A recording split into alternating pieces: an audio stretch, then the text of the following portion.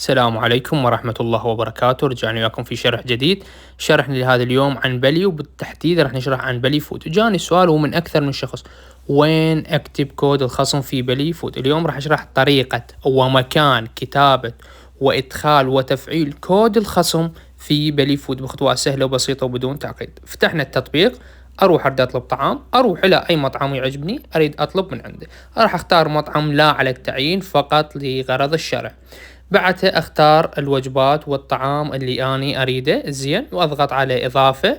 راح تظهر لك كل التفاصيل. بعدها بعد ما تكمل اضافة الطلبات بهذا الشكل، تضغط على اختيار عرض السلة بهذا الشكل. راح تظهر لك هذه القائمة اللي بها الدفع نقد او بالبطاقة، واسفلها يوجد خيار رمز الخصم. تضغط على ادخال وتكتب رمز الخصم. اذا هذا هو مكان كتابة كود الخصم او رمز الخصم في بلي فود، وراح يتفعل عندك إذا كان فعال. لهنا وصلنا إلى نهاية الفيديو.